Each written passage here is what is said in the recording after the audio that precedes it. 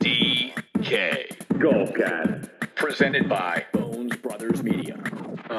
Guess who's back? Back again.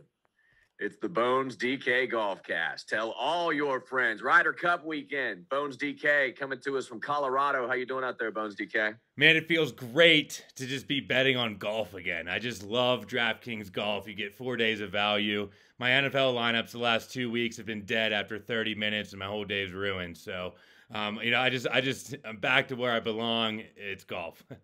When it comes to the NFL and college football, I am living in the past right now myself, man, getting smoked. It feels good to be back here on the Golf Cast. But we will have the Nickel Pod cast. We'll talk about that here at the end of the show. But anyhow, Wildman coming to us from Tampa, Florida. How are you today, Wildman? Feeling good about betting on golf again? I feel great, and despite the hoodie, I just got out of the pool. But it's we got the AC cranking here, so but yeah, feeling good. I mean, the only person worse at NFL DFS than you two is me. I host a league, and I am so far into last place right now. It's surreal. You are at the bottom. I'm in that league. I know Bones DK, you are also. And a lot of the guys listening to this podcast are in that league as well. We know exactly where you stand right now, Wildman. I'm not far above you, though. So let's stick to what we know. That's golf, and that's the Ryder Cup this week at Whistling Straits. There is a lot of, stories in the air right now and how that equates to what happens on the golf course. I'm interested to get your guys' takes about that. But Wildman, tell us a little bit about Whistling Straits, because the PGA Championship has been here in years past. Jason Day won here not long ago. Martin Kaymer has won here. I can't recall the third champion, but it has been the stage for major golf tournaments in the past. Although I did see the rough seems to not really be playing like a U.S. Open would. That would be the major that would be at this event. At this golf course. So what can you tell us about the course? Yeah. Interestingly enough, none of the previous winners are in the field in the Ryder Cup. Day and Kaymer, who you mentioned before, Bubba Watson, has competed here as well. The guy actually that the most famous thing about this course is all those waste bunkers where DJ had a one-shot lead on the 72nd hole in 2010, grounded his club in an area that turned out to be a bunker, bogeyed 18, dropped into a three-way playoff, and then was assessed a two-shot penalty to finish fifth. So there's a ton of sand out here. They have the PGA of America, because this is a United States Ryder Cup location, gets to control a lot of the format and layout of the course. So there's some speculation that they've cut the landing areas a lot wider and the rough a lot lower to help guys like Bryson and Spieth, play better this week. There were some YouTube clips of Bryson on the driving range. Of course, the famous YouTube clip now where Brooks Koepka actually comes up and shakes his hand. They have about a 20-second conversation. But there was another YouTube clip where Bryson was hitting the ball some 420 yards off the tee at the driving range. Of course, he's going to compete in a world-famous long drive contest also. So, where does driving accuracy, Bones DK, and where does length off the tee figure into your build this week with guys like DeChambeau going after a 400 bagger? Yeah, I'm not too worried about driving accuracy this week. If you look at the 2015 PGA Championship, Jordan Spieth came in second, and that was at Whistling Straits, same course as they're playing the Ryder Cup. So, and they're going to get the rough a little shorter. So I'm not too worried about driving accuracy. I am looking at driving distance, ball striking. Like Wildman said, there's a lot of sand and putting. I mean, this is going to be a lot of match play, and best ball. You're going to want to make putts. So I'm looking at guys that can make putts as well. Yeah, I mean, again, a lot of storylines to pick at here, Wildman. Both, kind of Civil War-esque within the team of the United States, and then Europe just having such success over the last couple years. Any interesting angles? What's your favorite storyline of the week right now? It's definitely not Bryson and Brooks. I mean, I'm pretty tired of that. I think the storyline really this week is the age difference, the age gap and experience between the two teams. The United States team has 6 rookies. I believe they're on average 5 and change years younger than all the Euros. And then look out for Sergio Garcia, man. He's the all-time leader in Ryder Cup points scored, playing in some pretty good form. And this course is right on Lake Michigan, too. So we'll add that to the storyline. It's supposed to be very windy out here, treacherous wind potentially. That always seems to favor guys that grew up in that link style course, which would be the Euros. And this course, by the way, is influenced by Irish golf in its link style. So maybe that's a narrative that ends up playing out if the wind stays up for the 3 days of matches. There is an Irish course at Whistling Straits. Wildman, are the bunkers, are there going to be any different rulings on these bunkers since the Dustin Johnson PGA Championship? So, for example, are they going to be considered like waste bunkers where you can ground your club everywhere, or are you still having to worry about grounding your club and being assessed a penalty that you may not even be aware you committed? Yeah, you're going to have to worry about it, but all the players are getting and the caddies for that matter, and the teams are getting those documents that show where those bunkers are.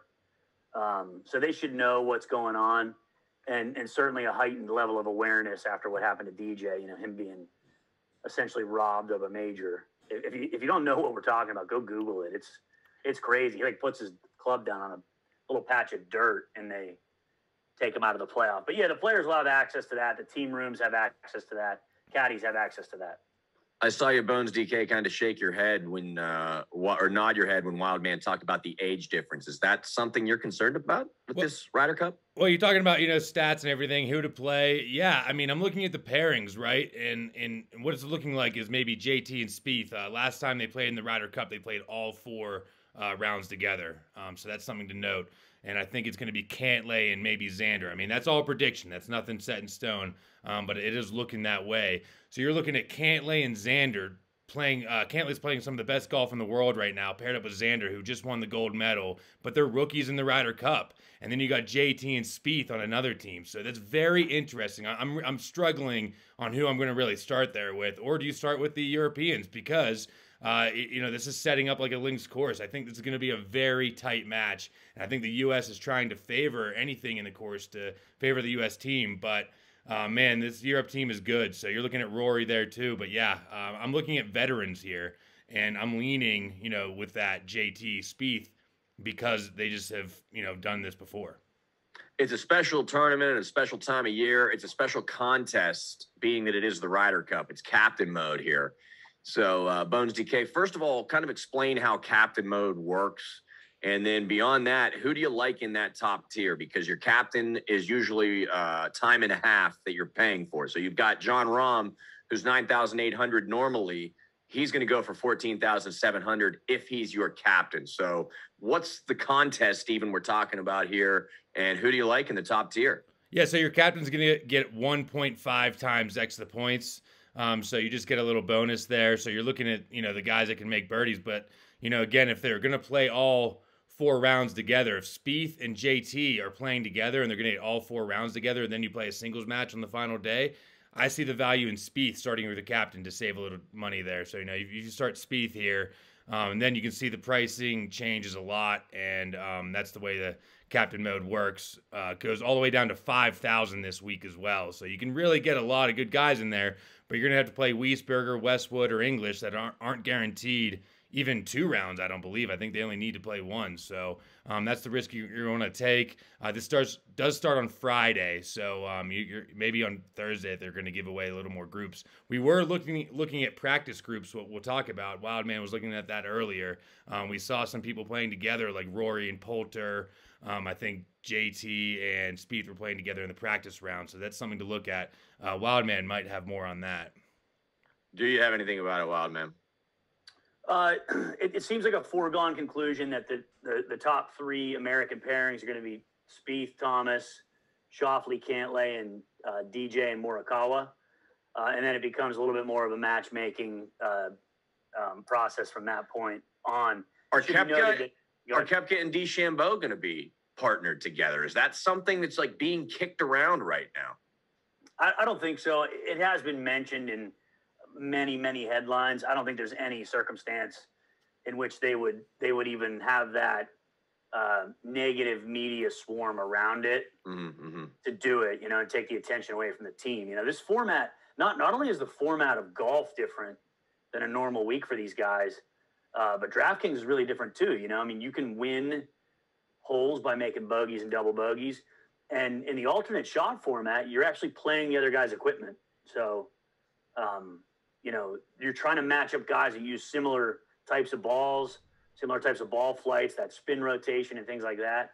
I don't see any way that they're going to get put together. That's a really good reasons. That's something to think about. These guys are very particular with the balls that they play, and as any golfer is, and that could come into play in alternate shots. So, again, it's kind of a different Bones DK golf cast than we're used to. Normally we'd go through each tier here, Bones DK, but I'm going to just kind of let you kind of have at it here.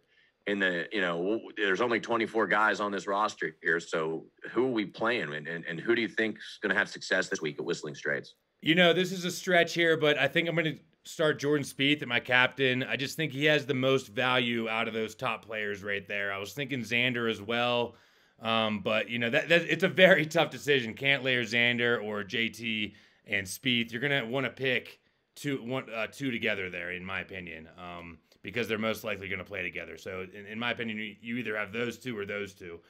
So I'm just looking at those, and I think Spieth has the best value.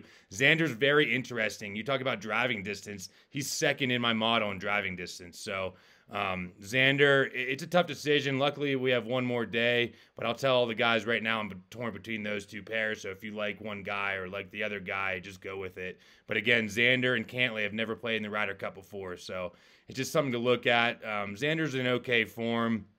Like I said, Jordan Spieth came in second here in 2015. He loves this course. Not worried about his driver at all. He's just playing really good.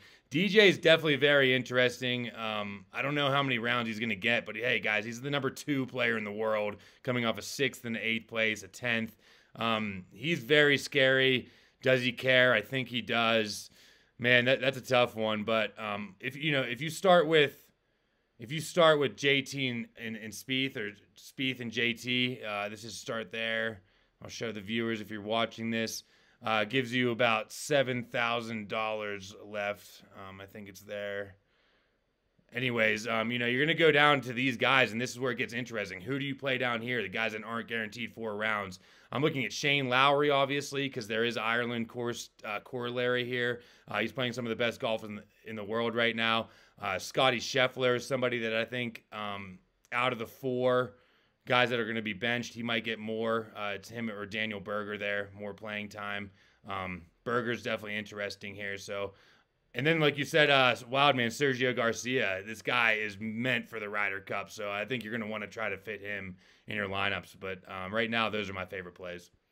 Yeah, Sergio, you just know he rises to the occasion. And actually, he's been playing great his entire career. He's really never slowed down. He's been very consistent. He's had some moments where he's come up short, many moments where he's come up short, but he's been fairly consistent throughout his whole career. Xander Schauffele also, even though it's his first Ryder Cup, did win the gold medal earlier this year, Wildman. So he can win in different environments, if you will. And I feel like this is probably going to have an Olympic feel to it, being that it's Europe versus USA. So I'll let you have at it also. Who do you like in the Ryder Cup this week?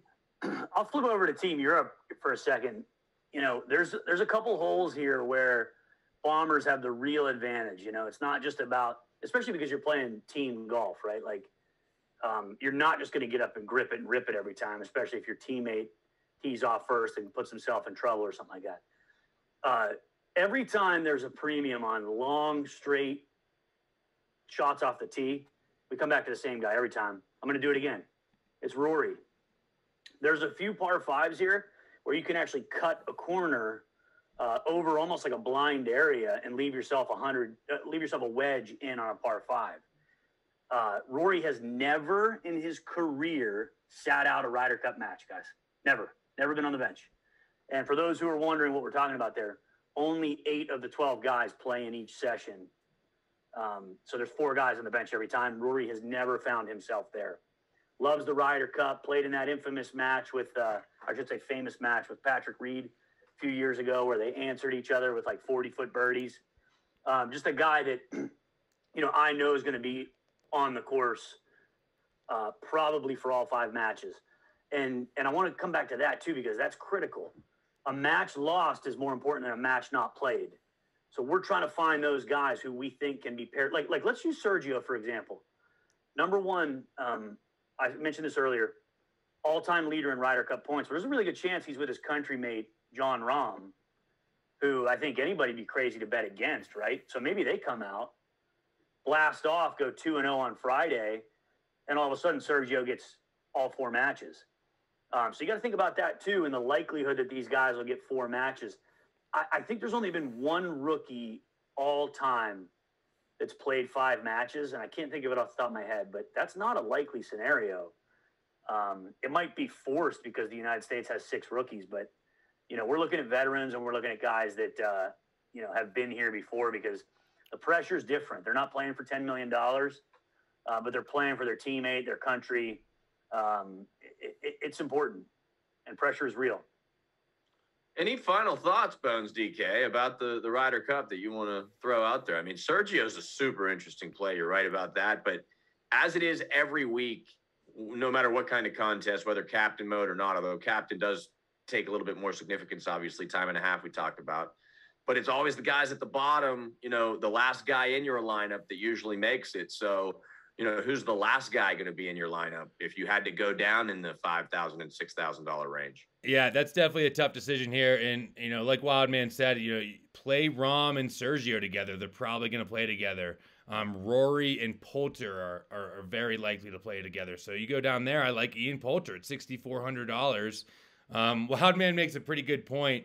Can he handle that many rounds that quickly in only 3 days, right? I mean, he's pretty old. It's a lot of golf. But hey, Edge, you did it, right? You can play a round a day in 1.5. So I believe in these pro golfers. I'm not looking at fatigue in this. These tournament. guys are in much better shape than I am. Are they Harry Higgs and John Daly? Are those guys in better shape than you? I don't know. They can do it. I mean, jeez. I would say Daly and I are in I'd say they shape. eat better than I do. Let's just say that. They might drink as much as I do, but they eat a whole hell of a lot better than I do. Yeah. So, but yeah, to your point, again, if I'm going to start a European side as captain, which is probably contrarian because, a lot of Americans are playing DraftKings, I think it's hands down Rory as your captain, and you work around it. Get Poulter in that lineup as well. If you're looking at Americans, Daniel Berger and Scotty Scheffler, in my opinion, are going to get the most plays. We're huge Harris English fans. He's great on the sand. He bombs it. Hopefully he gets love. That price scares me a little bit. I just don't know how much playing time he's going to get. I'm looking at Berger, Scotty, and then Shane Lowry, like I said, in the 6K range. Ireland course, loves the wind. One guy I'm a little scared of, too, is Victor Hovland. He's just not that good in the sand. I know a lot of people were talking about him. So I know it's kind of risky to bet against Victor Hovland sometimes. I'm a big fan of him. But I think I'm going to fade Hovland, hoping that the chalk is on him. And hopefully he fails. So that's one move I'm going to take this week. And that's pretty much everyone, that's pretty much everyone I like down there. Wildman, who's your flyer of the week this week? You got one or two? Oh, chew the gum, baby. 5,400. It's Harris. I think he's going to get paired up, with Bryson for the opening round. And just like we talked about with momentum, those are arguably the two best putters on the United States team. I don't think anybody cares as much as Bryson does. He gets that bad rap through the media and all these, internet bullies. I don't think anybody cares more than that guy. And I think that those two guys could come out, win a decisive match, and stay together until they lose, and that may never happen. There's obviously the opposite side of the spectrum there is, on the Cantlay Schauffele pairing. Maybe they come out and go 0-2 on Friday, and they either get sat or broken up. But I'm going to go Harris English as the flyer of the week. And I'll predict this too, because we are talking about positive and negative momentum. The most likely guy in the entire event, in my opinion, to play all 5 matches regardless of the results is Justin Thomas. So, I would try to get him in your lineups if you can. As always, it's good stuff, guys. Any final thoughts that you want to add here, Bones DK? Of course, we are going to come back at you guys tomorrow with the Nickel Package podcast. As always, we something new that we just started. Not as always, it's only the second one we've done, but we've got 4 college games and 1 pro game we're going to talk about. And then we'll get your props and Wildman's team over. But are you looking forward to that, Bones DK? You had a decent week last week. Went 3-2. Yeah, real quick, I do like that Bryson English narrative. If they go 2-0 and Stricker just wants to keep him playing, that's pretty risky, and you can win $1 million that way. I wouldn't put a lot of money on that, but if that happens, maybe put a $10 in there, try to win that $100K. But yeah, man, it was just funny. My one prop, DK Metcalf, over 6.5 catches, plus 135. He gets 11 targets. Guess how many catches? I'll just give you free money. Guess how many catches he had? Only 5, right? 6 on the number. I said over boy. 6.5, 6. 11 targets. He dropped one. BTO is real, guys. You should listen to the Nickel Package podcast. It's good content. And I'll explain more BTO to you, but just bet the opposite. It's guaranteed to be close, and I will be on the wrong end of it. Just I can tell you this, Bones DK. I watch Red Zone, and DK Metcalf wears a freaking pacifier as a mouthpiece. Did you see that? Yeah. A pink pacifier as a mouthpiece. He's a big dude, but come on, man. You know, Wild man. Wild man, your team over lock of the week last week was Maryland. The over was 34, I think. They had 0 points on the board at the 2-minute mark of the second quarter. So that didn't go very well either. So should we call it the Nickel Package podcast, or should we call it Bet the Opposite? What do you think? Well, I'll tell you what, I mean, the game that really swayed all the results for us was that Bears-Bengals game where, you know, it was a 2-point line. It was a 3-point game. But yeah, the team total of the week, and this is a teaser. We're betting team totals in college, and we'll explain it why if you want to tune in and listen. But I feel good. I'm back. You know, I mean that was the one. Hopefully you did what I did and pressed at halftime and got there on the second half team total for Maryland and split it. But because I got to 20. I need proof of that. Pics, screenshot it didn't happen. All right. Hey, I'm at 88 rounds to 100, and I only have about 18 days to do it. I do have 2.5 more rounds on the books, and then I'm just going to grind on a couple Sundays and try and play 36 down the stretch here and see what I can get done. But right now we're at 88. So Golf Guy WV, those of you that took the under, may cash a ticket, but we'll find out. When does the bet end? October 9th. October 9th? We have to October 9th. At midnight. Oh, jeez. That's around a day. Here we go. Oh, man. Well, it's going to have to happen. Hey, yeah. The Ryder Cup is going to be awesome, man. It's going to be great television, and I hope you guys win lots of money on it. As always, Bones DK, thanks so much for joining us. Wildman, thanks so much for joining us. My name is Edge. Follow me on Twitter, Golf Guy WV. And good luck this weekend. The Ryder Cup, Whistling Straits. Good luck.